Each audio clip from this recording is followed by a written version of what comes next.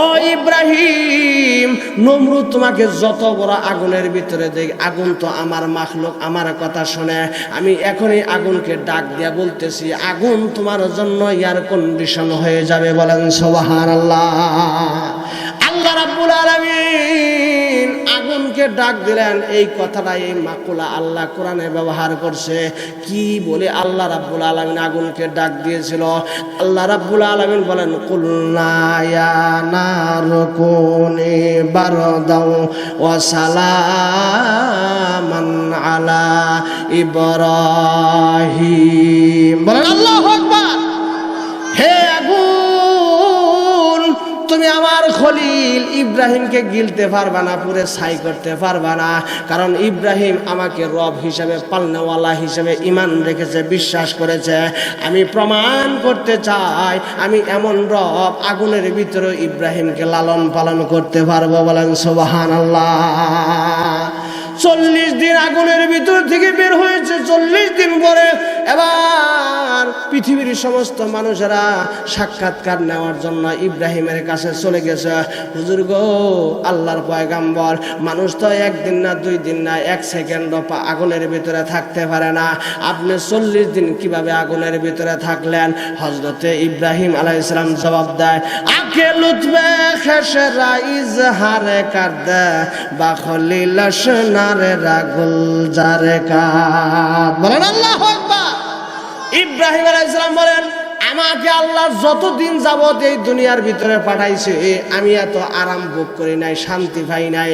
আমি এই 40 দিন আগুনের ভিতরে যে এরকম শান্তি পেয়েছি। বলেন সুবহানাল্লাহ। আল্লাহ রাব্বুল আলামিন বলেন, আল্লাযীনা ইয়ানকুদুনা আহাদাল্লাহি মিন বাদি মিসাকি। বলেন আল্লাহু আকবার। 1 নম্বর হলো বদ অভ্যাস, খারাপ অভ্যাস। আল্লাহর সাথে ওয়াদা করার পর, আল্লাহর সাথে ওয়াদা দেওয়ার পরে যারা ওয়াদা নষ্ট করে, মহান আল্লাহ রাব্বুল আলামিন ডাক দেয়া বলেন, আমি আল্লাহ তাদেরকে জাহান্নামে দিব। বলেন নাউজুবিল্লাহ। 2 নম্বর বদ অভ্যাস হলো ওয়ায়াকতাউনা মা আমারাল্লাহু আইয়ুসাল। অন্যায়ভাবে যারা আত্মীয়তার সম্পর্ক ছিন্ন করে, আল্লাহ পাক বলেন, আমি আল্লাহর কাছে তারা ভালো না, আমি আল্লাহর কাছে তারা খারাপ। যারা অন্যায়ভাবে আত্মীয়তার সম্পর্ক নষ্ট করে আত্মীয়তার সম্পর্ক ছিন্ন করে, আমি আল্লাহ তাদেরকে ভালোবাসি না, আমি আল্লাহ তাদেরকে জাহান্নামের কাঠগড়ায় দাঁড়া করাবো। 3 নম্বর হলো ওয়ায়ুফসিদুনা ফিল আরদ। যারা জমিনের ভিতরে ফিতনা ফাসাদ তৈরি করে, যারা ছোট বড়রা ছোটদের উপর জুলুম করে, ধনী গরিবের উপর জুলুম করে, আমির প্রজার উপর জুলুম করে, যার শক্তি বেশি দুর্বলের উপর জুলুম করে, আল্লাহ পাক বলেন, আমি আল্লাহ তাদেরকে জালেম বলে নামকরণ করেছি।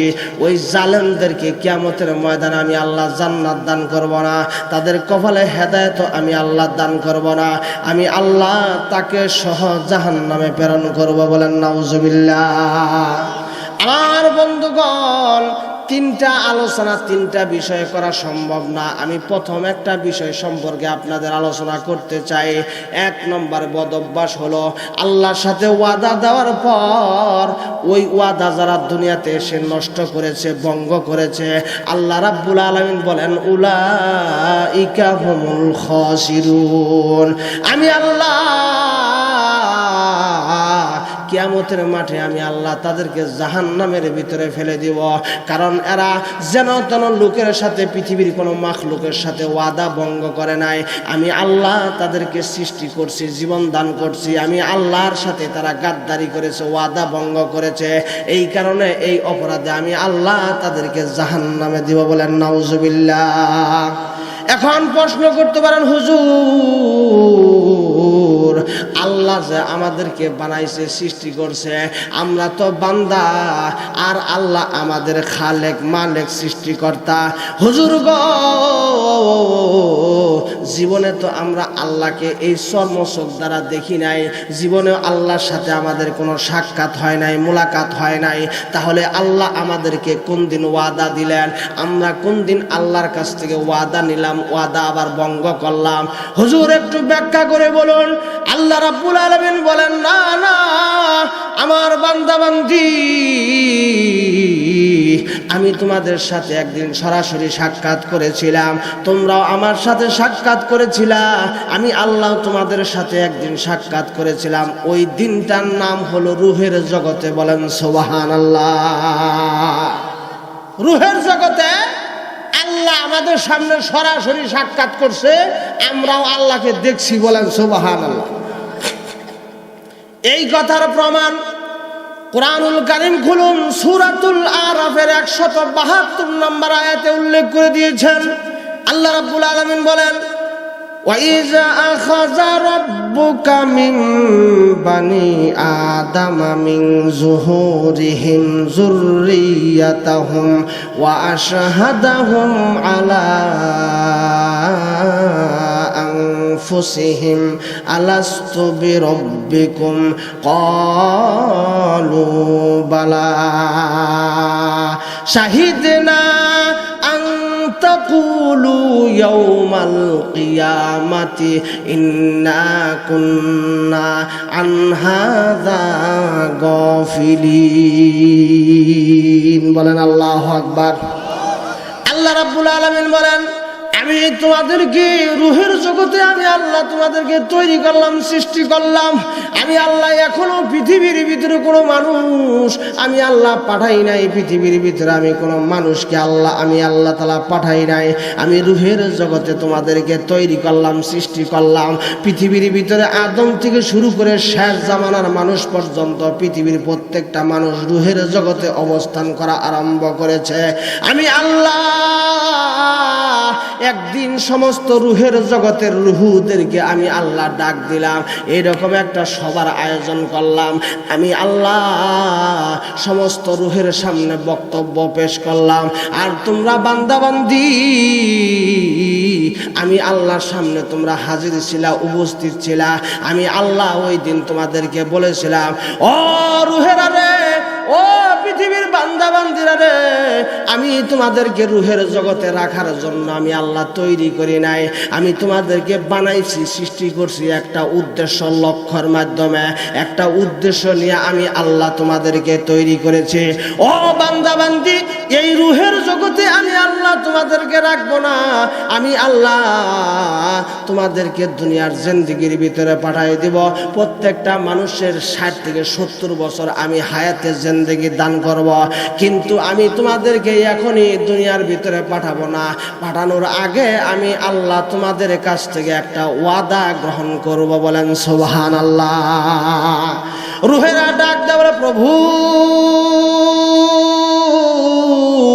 তুমি আমাদেরকে রূহ হিসাবে বানাইলা সৃষ্টি করলা আমাদেরকে হাত দাও নাই কান দাও নাই মুখ দাও নাই চোখ দাও নাই আমরা তো হাঁটতে পারি না চলতে পারি না প্রভু তাহলে তুমি আমাদের কাছ থেকে কিভাবে ওয়াদা নিবা আর কেমনে আমরা দুনিয়াতে যাব দুনিয়াতে চলাফেরা করব আল্লাহ রাব্বুল আলামিন ডাক দাও বলেন ও বান্দা বান্দি আমি আল্লাহ তোমাদেরকে ক্ষমতা দিব কথা বলার জন্য তোমরা আমার সাথে সরাসরি কথা বলবা আল্লাহ রাব্বুল আলামিন পৃথিবীর ভিতরে যত মানুষ প্রেরণ করবেন প্রত্যেকটা রূহ সেখানে উপস্থিত ছিল ওই সমস্ত রূহুর ভিতরে আপনিও ছিলেন আমিও ছিলাম কথা ঠিক না বেঠি সমস্ত রূহেরা যখন এই কথা বলল আল্লাহ রাব্বুল আলামিন ডাক দেয় বলে বান্দা বান্দিরা রে আমি তোমাদেরকে ক্ষমতা দিলাম তুমি আমার সাথে কথা বলবা আল্লাহ রাব্বুল আলামিন ক্ষমতা দিয়া দিলেন প্রত্যেকটা রূহ ওই দিন আল্লাহর সাথে কথা বললেন আল্লাহ পাক বললেন আমি তোমাদেরকে একটা ওয়াদা দিতে চাই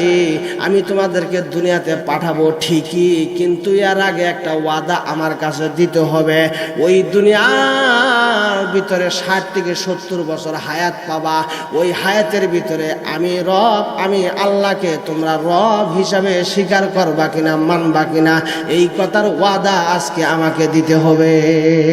বলেন সুবহানাল্লাহ। আল্লাহ কয় দুনিয়াতে পাঠামো, কিন্তু ওয়াদা একটা দিতে হবে, দুনিয়া যাওয়ার পরে আমাকে তোমরা রব হিসাবে মানতে পারবা কিনা, মানবা কিনা, এই ওয়াদা আগে দিতে হবে, তারপরে আমি তোমাদেরকে দুনিয়াতে পাঠাবো। বলেন সুবহানাল্লাহ। আল্লাহ রাব্বুল আলামিন বলেন আলাস্তু বিরাব্বিকুম, আমি কি তোমাদের রব না, আমি কি তোমাদের সৃষ্টিকর্তা না, পালনকর্তা না? এই কথার স্বীকারোক্তি, মজবুত ওয়াদা দিতে হবে। তখন পৃথিবীর ভিতরে যত বান্দাবান্দি আসবে সমস্ত রুহেরা একসাথে বলল ক্বালু বালা, প্রভু তুমি তো আমাদেরকে বানাইলা, সৃষ্টি করলা, আমরা তো কোনো কিছুই ছিলাম না। আল্লাহ গো, দুনিয়াতে যাওয়ার পরে তুমি ছাড়া আর কোনো রব আমরা মানব না। দুনিয়ার ভিতরে রবের প্র্যাকটিস করব, রবের ওপর আমল করব, রবের প্র্যাকটিস থেকে আমরা দূরে সরে যাব না, তোমারই গোলামি আমরা দুনিয়াতে করব। বলেন সুবহানাল্লাহ। আল্লাহ রাব্বুল আলামিন বলেন শাহিদনা আন তাকুলু ইয়াউমাল কিয়ামাতি ইন্না কুন্না আন হাযা গাফিলিন। আল্লাহ কয় ঠিক আছে, দুনিয়াতে যাওয়ার পরে বাটপারি ফাইজলামি যা কিছু করার দরকার এগুলা কইরা আবার যখন মরণ আসবো, মরণের পরে হাসরের ময়দানে আবার আমি জমা করবো, জমা করার পরে আমি জিজ্ঞাসা করবো যে ওই যে রুহের জগতে ওয়াদা দিছিলা আমাকে রব হিসাবে মানবা, এটা মানছিলা? তখন তোমরা বলবা ইন্না কুন্না আন হাযা গাফিলিন, আল্লাহ ক্ষমা করে দাও, মাফ করে দাও, আমরা তো গাফেল ছিলাম, আল্লাহ আমাদেরকে ক্ষমা করা যায় না। আল্লাহ পাক বলেন সেদিন কিন্তু আমি তোমাদেরকে ক্ষমা করব না। অতএব বুঝা শুইনা আমার কাছে আজকে ওয়াদা দিতে হবে। সমস্ত মুসলমান, সমস্ত বান্দাবান্দি রুহের জগতে রুল পড়ে গেল, সবাই এক বাক্যে স্বীকার করলো আল্লাহ দুনিয়াতে যাওয়ার পরে তোমাকেই রব মানবো, তোমাকে সৃষ্টিকর্তা মানবো, এছাড়া আর কারো গোলামি বন্দী করব না। এখন আসুন এই কথার প্রমাণ, যারা রবকে রব বলে মানতে পারবে, রবের প্র্যাকটিস দুনিয়াতে করতে পারবে, আল্লাহ পাক বলছে তাদেরকে আমি জান্নাত দান করব। আর যারা রবের গোলামি করতে পারে নাই, কারণ ব্যবসা আছে, বাণিজ্য আছে, দোকান আছে, পাট আছে, ক্ষেত খামার আছে, কথা ঠিক কিনা, এগুলার ঝামেলায় সে আর রবের গোলামি করতে পারে নাই, শয়তানের গোলামি করছে, এই লোকটা সম্পর্কে আল্লাহ তাআলা বলেন উলাইকা হুমুল খাসিরুন, এই লোকটা হলো ওয়াদা ভঙ্গকারী, আমি আল্লাহর সাথে ডাইরেক্ট ওয়াদা নষ্ট করছে, আমি আল্লাহ তাকে জাহান্নামে দিব। বলেন নাউজুবিল্লাহি মিন যালিক। আমার বন্ধুরা, আল্লাহর নবীর সাহাবী হযরত উমর রাদিয়াল্লাহু তাআলা হাদিস বর্ণনা করেছেন। আল্লাহর নবী বিশ্ব নবী রাহমাতুল আলামিন বলেন হযরতে আদম আলাইহিস সালামকে আল্লাহ রাব্বুল আলামিন জান্নাতের ভিতরে একটা চেয়ার দিলেন, কারণ আদম হলো সম্মানী, তাকে একটা চেয়ার দেওয়ারই দরকার, কথা ঠিক কিনা? আল্লাহ রাব্বুল আলামিন আদম আলাইহিস সালামকে জান্নাতের ভিতরে একটা স্বর্ণের চেয়ার দিলেন। দেওয়ার পর আল্লাহ রাব্বুল আলামিন ডাক দেয়া বলে আদম রে, আমি তোমার নসল থেকে, তোমার বংশধর থেকে যে সমস্ত মানুষ পৃথিবীতে সন্তান সন্ততি আসবে, আমি আল্লাহ তাদেরকে পরীক্ষা করতে চাই, তারা দুনিয়ার ভিতরে যাওয়ার পর আমাকে রব মানবে কি মানবে না। হযরতে আদম আলাইহিস সালাম আমার বন্ধুগণ জান্নাতের ভিতরে স্বর্ণের চেয়ারের ভিতরে বসে গেলেন। এবার আল্লাহ, মহান আল্লাহ তার ডান কুদরতি হাতটা আদম নবীর পিঠের ভিতরে যেই মাত্র রাখছে, এমনি দেখা যায় ডান দিক সাদা সাদা পিপিলিকার মতো হুর হুর করে কিছু প্রাণী ডান দিকে বের হয়ে গেল, কিছু রুহু ডান দিকে বের হয়ে গেল। হযরতে আদম আলাইহিস সালাম আল্লাহ রাব্বুল আলামিনকে প্রশ্ন করলেন, প্রভু এই যে ডান দিকে রুহুগুলো তাদের কালার আমি দেখতেছি সাদা সাদা দেখা যায়। প্রভু গো, এরা কারা? এদেরকে তো আমি চিনলাম না। আল্লাহ রাব্বুল আলামিন ডাক দেয়া বলে, আদম রে, এরা হলো তোমার ওই সমস্ত সন্তানেরা, ওই সমস্ত বনি আদমেরা যারা দুনিয়ার ভিতরে যে আমি রবকে বলে যাবে, আমি রুহের জগতে যে ওয়াদা দিয়েছিলাম যে আমি তোমাদের রব, এটা মানতে হবে, আমার কাছে স্বীকার করে গেছে। কিন্তু দুনিয়াতে যাওয়ার পরে ব্যবসা বাণিজ্য, চাকরি বাকরি, ক্ষেত খামার, বিবি বাচ্চার কারণে, ওই শয়তানের দোকানের কারণে রবের পরিচয় থেকে দূরে সরে গেছে। আমি রবের ওয়াদা তারা দুনিয়াতে ঠিক রাখতে পারে নাই। ঠিক রাখতে পেরেছে এই জন্য আমি আল্লাহ তাদের কালারকে আমি সাদা করে দিয়েছি। কারণ দুনিয়াতে যাওয়ার পরে তারা রবের গোলামি করবে, আমি তাদেরকে সাদা কালার বানায় দিয়েছি।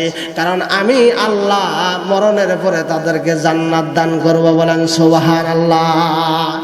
অপরদিকে আল্লাহ রাব্বুল আলামিন তার বাম কুদরতি হাতটা আদম নবীর পিঠের ভিতরে রাখলেন। এমনি দেখা যায় যেই মাত্র আল্লাহ হাতটা রাখছে, হুর করে কালো কালো ছোট ছোট পিপিলিকার মতো অসংখ্য প্রাণী বাম দিকে দৌড় দিছে। কিন্তু আমার ভাইরা, এদের কালার কিন্তু সাদা না, কালার হলো কালো। কথা ঠিক না বে ঠিক? হযরতে আদম আলাইহিস সালাম আল্লাহ রাব্বুল আলামিনকে ডাক দিয়ে বলে, প্রভু গো, এই যে বাম দিকে কালো কালো রুহুগুলা দৌড় দিল, এরা কারা?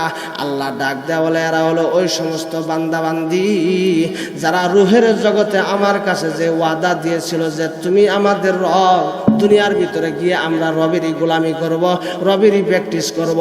কিন্তু দুনিয়ার ভিতরে 60 থেকে 70 বছর হায়াত পায়া তারা জীবন নষ্ট করেছে, শয়তানের পথে খেলাধুলায় জীবন নষ্ট করেছে, হারাম কাজে জীবন নষ্ট করেছে। আমি আল্লাহর রবের গোলামি তারা দুনিয়ার ভিতরে করে নাই। আমি আল্লাহর কাছে যে ওয়াদা তারা দিয়েছিল এই ওয়াদা রক্ষা করে নাই। এই জন্য আমি আল্লাহ তাদের চেহারাকে কালো বানায় দিয়েছি। এরা 60 থেকে 70 বছর হায়াত পায়া যখন মালাকুল মউত তাদের কাছে আসবে, তাদের জানটা যখন কবজ করে কবরে নেওয়া যাবে, আমি আল্লাহ তাদেরকে জাহান্নামী বানায় দিব। বলেন নাউজুবিল্লাহ। তাহলে রবের প্র্যাকটিস, রবের ওয়াদা দুনিয়াতে যারা করবে তারা জান্নাতি, আর যারা করবে না তারা জাহান্নামী। আমার বন্ধুগণ, উদাহরণ দিব। আল্লাহর একজন পয়গম্বর ছিল হযরত ইব্রাহিম আলাইহিস সালাম। আপনারা কি নাম শুনছেন? ইব্রাহিম আলাইহিস সালাম নমরুদ চরখির ভিতরে ছড়াইয়া দিছে। 3 মাস ব্যাপী বিশাল বড় একটা আগুনের খণ্ড তৈরি করছেন। এই আগুনের ভিতরে ইব্রাহিম আলাইহিস সালামকে ফালায় দিবে। যখনই চরকির মাধ্যমে ইব্রাহিম আলাইহিস সালামকে আগুনের ভিতরে ফেলে দিয়েছে, আমার বন্ধুরা, 1 দিন না 2 দিন না, ওই ইব্রাহিম আগুনের ভিতরে 40 দিন অবস্থান করেছিল। জিব্রাইল ফেরেশতা আসে, মিকাইল ফেরেশতা আসে, এসে ইব্রাহিম আলাইহিস সালামকে ডাক দেয়, বলে, আল্লাহর খলিল গো, আপনি কি আল্লাহর কাছে সাহায্য চাইলেন না? আল্লাহ আমাদেরকে সাহায্য করার জন্য পাঠিয়ে দিয়েছে। আপনি যদি ইচ্ছা করেন এই আগুন থেকে আপনাকে রক্ষা করব। হযরতে ইব্রাহিম আলাইহিস সালাম ডাক দেয়, বলে, ফেরেশতারা রে, আমি এমন রবের প্রতি ঈমান আনি নাই, এমন পালনেওয়ালার প্রতি আমি ঈমান গ্রহণ করি নাই, যেই পালনেওয়ালা, যেই রব আমাকে আগুনের ভিতরে লালন পালন করতে পারবে না। বলেন সুবহানাল্লাহ। ইব্রাহিম আলাইহিস সালাম বলেন, আল্লাহ যদি রব হয়, আল্লাহ যদি পালনেওয়ালা হয়, আমার বিশ্বাস আগুন কেন এর চেয়ে শত শত পাওয়ারফুল আগুনের ভিতরেও আমি ইব্রাহিমকে মহান আল্লাহ লালন পালন করতে পারবে। বলেন সুবহানাল্লাহ।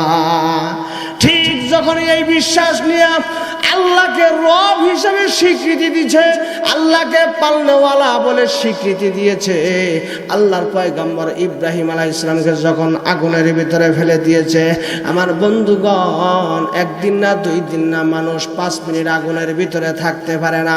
কিন্তু আল্লাহর খলিল ইব্রাহিম আলাইহিস সালামকে আল্লাহ রাব্বুল আলামিন 1 দিন না 2 দিন না 40 দিন আগুনের ভিতরে লালন পালন করেছে।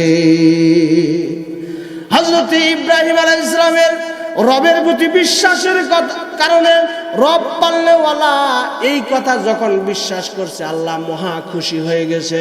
ইব্রাহিম রে, তুমি কি আমাকে পালনেওয়ালা ঘোষণা করেছ, আমাকে পালনেওয়ালা স্বীকৃতি দিয়েছ, আমার ওয়াদা তুমি ঠিক রেখেছ, তুমি ওয়াদা নষ্ট করো নাই। ও ইব্রাহিম, নমরুদ তোমাকে যত বড় আগুনের ভিতরে দেখ, আগুন তো আমার মাখলুক, আমার কথা শুনে। আমি এখনই আগুনকে ডাক দিয়া বলতেছি, আগুন তোমার জন্য এয়ার কন্ডিশন হয়ে যাবে। বলেন সুবহানাল্লাহ। আল্লাহ রাব্বুল আলামিন আগুনকে ডাক দিলেন। এই কথাটা, এই মাকুলা আল্লাহ কোরআনে ব্যবহার করছে। কি বলে আল্লাহ রাব্বুল আলামিন আগুনকে ডাক দিয়েছিল? আল্লাহ রাব্বুল আলামিন বলেন, কুলনা ইয়া নারু কুনি বারদাও ওয়া সালামান আলা ইব্রাহিম। বলেন আল্লাহু আকবার। হে আগুন, তুমি আমার খলিল ইব্রাহিমকে গিলতে পারবা না, পুরে ছাই করতে পারবা না। কারণ ইব্রাহিম আমাকে রব হিসেবে, পালনেওয়ালা হিসেবে ঈমান রেখেছে, বিশ্বাস করেছে। আমি প্রমাণ করতে চাই আমি এমন রব, আগুনের ভিতরে ইব্রাহিমকে লালন পালন করতে পারবো। বলেন সুবহানাল্লাহ। 40 দিন আগুনের ভিতর থেকে বের হয়েছে। 40 দিন পরে এবার পৃথিবীর সমস্ত মানুষেরা সাক্ষাৎকার নেওয়ার জন্য ইব্রাহিমের কাছে চলে গেছে। হুজুর গো, আল্লাহর পয়গাম্বর, মানুষ তো একদিন না, 2 দিন না, 1 সেকেন্ডও আগুনের ভিতরে থাকতে পারে না। আপনি 40 দিন কিভাবে আগুনের ভিতরে থাকলেন?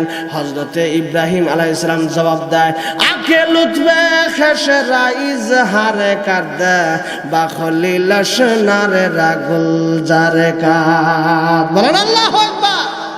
ইব্রাহিম আলাইহিস সালাম বলেন, আমাকে আল্লাহ যতদিন যাবত এই দুনিয়ার ভিতরে পাঠাইছে, আমি এত আরাম ভোগ করি নাই, শান্তি পাই নাই।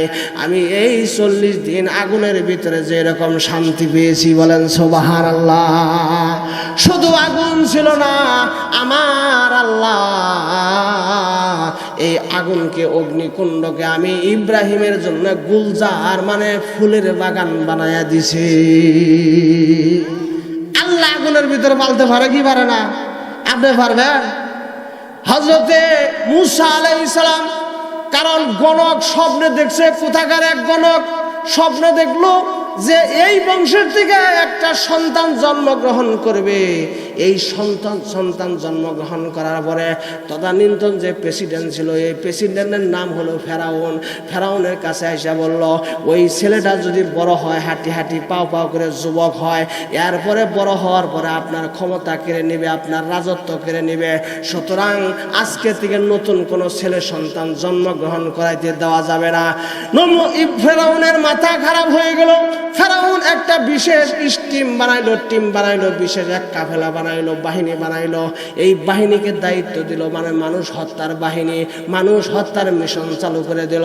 কয়, আজকে থেকে আমার এলাকার ভিতরে যত নবজাতক সন্তান আছে, যত ছেলে সন্তান আছে, সকল ছেলে সন্তানদেরকে হত্যা করে দাও। বরং পেটের ভিতরে যারা আছে তাদেরকেও পেট ছিঁড়ে হত্যা করে। বলে না, বলেন নাউজুবিল্লাহ। এবার আল্লাহ রাব্বুল আলামিন চাইছে, ফেরাউন রে, আমার সাথে তুমি মকরবাজি করো, আমি আল্লাহ কিন্তু মকরবাজি জবাব দিতে পারি। আমার একজন জলিলুল কদর নবী আসবে, এই নবীর নাম হলো মূসা পয়গাম্বর। আমি আল্লাহ তোর বংশের ভিতরে, তোর এলাকার ভিতরে আমি আমার পয়গাম্বর মূসা আলাইহিস সালামকে জন্মগ্রহণের ব্যবস্থা করব। তোর হত্যাকারী বাহিনী যতই ষড়যন্ত্র করুক, আমি আল্লাহর চেয়ে মকরবাজি বেশি জানে না। আমি আল্লাহ কিন্তু মূসাকে অবশ্যই পাঠাবো। ওই মূসার বাপের নাম ছিল ইমরান। এই ইমরান ছিল ফেরাউনের গেটের দারোয়ান। গেটের দারোয়ানে ছুটি পায় না, আর মূসার মার সাথে সৌজন্য সাক্ষাৎ করতে পারে না। হঠাৎ করে একদিন ছুটি চাইলো, ফেরাউন ইমরানকে ছুটি দিয়া দিল, যাও বাড়িতে যাও।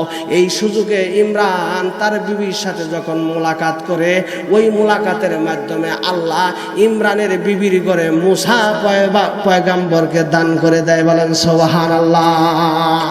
এবার ফেরাউন বাহিনী হত্যার মিশন চালু করছে। এলাকার ভিতরে নবজাতক কোনো শিশু সন্তান ছেলে সন্তান যদি জন্মগ্রহণ করে তাকে হত্যা করে দিতে হবে।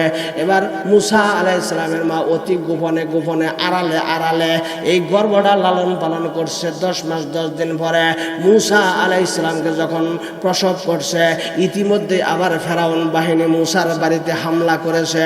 কাফেলা যখন চলে আসছে, হত্যাকাণ্ড হত্যাকারী বাহিনী যখন চলে আসছে, মুসা আলাইহিস সালামের বাড়িতে যখন প্রবেশ করেছে, মুসা আলাইহিস সালামের মায়ের কানের ভিতরে খবর পৌঁছে গেছে।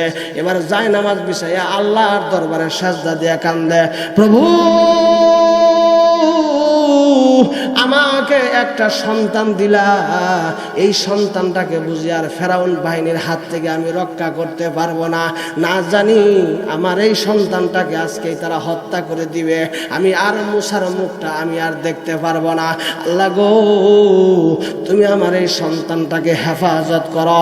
আল্লাহর কাছে যখন সাজদা করে কান্না আরম্ভ করেছে, আল্লাহ রাব্বুল আলামিন ফাআউহা ইলা উম্মি মুসা, মুসা আলাইহিস সালামের মায়ের কাছে ওহী পাঠাই দিছে, প্রত্যাদেশ গায়েবী আওয়াজ দিয়া দিছে, ও মুসার মা,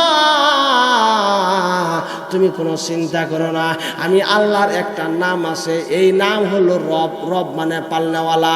আমি আল্লাহ তোমার মুসাকে এমন জায়গায় লালন পালন করব, পৃথিবীর মানুষ তা চিন্তাও করতে পারবে না। বলেন সুবহানাল্লাহ।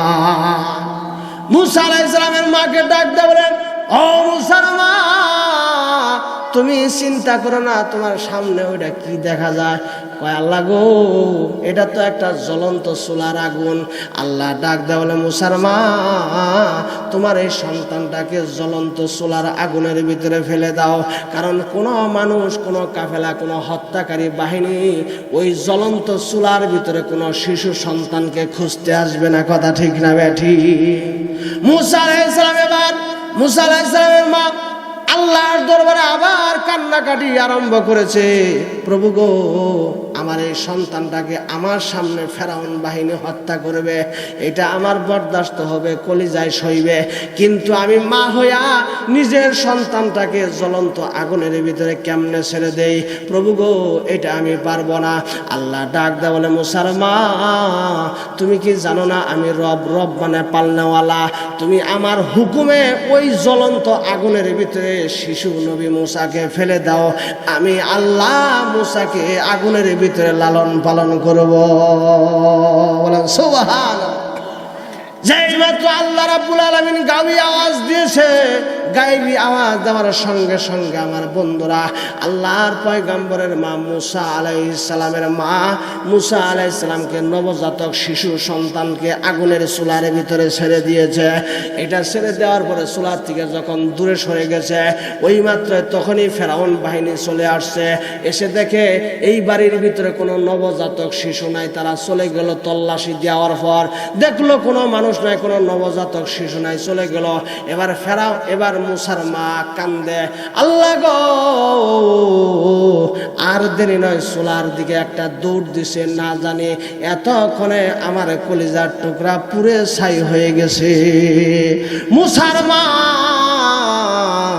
যখন চুলার দিকে ভাই একটা দৌড় দিছে, দৌড় দেওয়ার পর গিয়া দেখে জল জল করে আগুন জ্বলে, দাউ দাউ করে আগুন জ্বলে। ওই আগুনের ভিতরে আল্লাহর পয়গম্বর মুসা নবী খিল খিল করে হাসে। বলেন সুবহানাল্লাহ। আল্লাহ রাব্বুল আলামিনের শুকরিয়া আদায় করলেন, আল্লাহ গো, তুমি এমন রব, তুমি এমন পালনাওয়ালা, আগুনের ভিতরে লালন পালন করতে পারো, এই ক্ষমতা একমাত্র তোমার আছে। এরপরের ঘটনা আরেকটা উদাহরণ দেয়। এর কিছুদিন পরে আবার যখন ফেরাউন বাহিনী চলে আসলো ওই মুসা আলাইহিস সালামের তল্লাশে, মুসা আলাইহিস সালামের মা আবার কান্নাকাটি আরম্ভ করছে, প্রভু গো, ওই আগের বার আমার সন্তানকে আগুন থেকে হেফাজত করেছ, এবার বুঝি আমার আর সন্তানকে আমি রক্ষা করতে পারবো না। আবার দেখো ফেরাউন বাহিনী আসেছে হত্যা করার জন্য, এখন আমি কি করব? আল্লাহ রাব্বুল আলামিন ডাক দেয় বলে, মুসার মা, তুমি কি জানো না আমি রব পালনেওয়ালা, আমি এমন রব, এমন পালনেওয়ালা। ও মুসার মা, একটা বাক্স বানাও, ওই বাক্সের ভিতরে তোমার শিশু নবী মুসাকে ছেড়ে দাও, বাক্সের ভিতরে, আর ওই বাক্সটা বিশাল বড় সাগর নীল নদীর ভিতরে বাসায় দাও। যেই আল্লাহ একটা মানুষকে মুসাকে আগুনের ভিতরে লালন পালন করতে পারে, হেফাজত করতে পারে, ওই আল্লাহ নীল দরিয়া ও মুসাকে নীল দরিয়ার ভিতরে হেফাজত করতে পারবে। বলেন সুবহানাল্লাহ। মুসা আলাইহিস সালামকে বাক্সের ভিতরে বইরা নীল নদে এরকম বাসাইয়া দিছে। ওই নীল নদের ভিতরে এই নদীর উপরে মুসা আলাইহিস সালাম এই পানির থেকে আল্লাহ তাআলা মুসাকে হেফাজত করছে কি করে নাই? শুধু কি করছে তাই, বরং পৃথিবীর সবচেয়ে জাত শত্রু ছিল মুসা আলাইহিস সালামের ফেরাউন। এই ফেরাউনের বাড়িতে মেহমান করছে, আর ফেরাউন নিজেই মুসা আলাইহিস সালামকে লালন পালন করছে। কথা ঠিক না বেশ? যে জাত শত্রু তাকে লালন পালন করছে। আল্লাহ তাআলা বলেন, আমি এমন পালনওয়ালা, এমন লালন পালনকারী, বরং একজন শত্রুর হাতেও কোনো মানুষকে আমি লালন পালন করতে পারি, এই ক্ষমতা আমার আছে। আরেকটা উদাহরণ দিলে বুঝবেন। আল্লাহর একজন পয়গম্বর, এই পয়গম্বরের নাম হযরতে ইউনূস, নাম শুনেছেন? আল্লাহ রাব্বুল আলামিন এই ইউনূস নবীর সম্পর্কে কোরআনের আয়াত নাজিল করেছেন। আল্লাহ রাব্বুল আলামিন বলেন, ওয়াজান্নুনি ইয যাহাবা মুগাদিবান ফাযান্না আল্লান নাকদিরা আলাইহি ফানাদা ফিজ যুলুমাতি আল্লা ইলাহা ইল্লা, পড়েন, লা ইলাহা ইল্লা আনতা সুবহানাকা ইন্নী কুনতু মিনাজ জালিমিন। এই দোয়া তো আমরা খালি তুফান আইলে আর ঝড় আইলে আমরা পড়ি, কিন্তু এই দোয়া যে কোনো সময় পড়া যায়। যখনই পড়বে তখনই আল্লাহ বান্দার উপর খুশি। কথা ঠিক কিনা বেটি? হযরত ইউনূস আলাইহিস সালাম সাগরের ভিতরে পড়ে গেলেন, বিশাল বড় সাগর। এই সাগরের ভিতরে যখন পড়েছে, অন্ধকার রাত, বিশাল সাগরের গভীরে যখন চলে গেছে, হযরতে ইউনূস আল্লাহর দরবারে কান্দে, প্রভু গো, আমি এই বিশাল অন্ধকারের ভিতরে, আমি সাগরের ভিতরে পড়ে গেলাম। পৃথিবীর কোনো মানুষ জানে না যে আমি এত বড় বিপদে আছি, একমাত্র তুমি জানো। পৃথিবীর কোনো আত্মীয় স্বজনও জানে না আমি ইউনূস এত বিপদের ভিতরে আছি। প্রভু গো, আমি তোমাকে জানি, তোমাকে রব হিসাবে, পালনেওয়ালা হিসাবে মানি। ও প্রভু, তুমি যদি সত্যিকার অর্থে পালনেওয়ালা হও, তুমি যদি সত্যিকার অর্থে আমার রব হও, তাহলে পৃথিবীর কেউ আমার পাশে না থাকলেও এই সাগরের ভিতরে তুমি আমার পাশে আসো। ও প্রভু, তোমার কাছে প্রার্থনা করি, তুমি যদি আমার রব হও, আমার পালনেওয়ালা হও, তাহলে এই প্রচণ্ড শীতের ভিতরে, প্রচণ্ড এই ইয়ার ভিতরে, নদীর ভিতরে, সাগরের ভিতরে, অন্ধকারের ভিতরে তুমি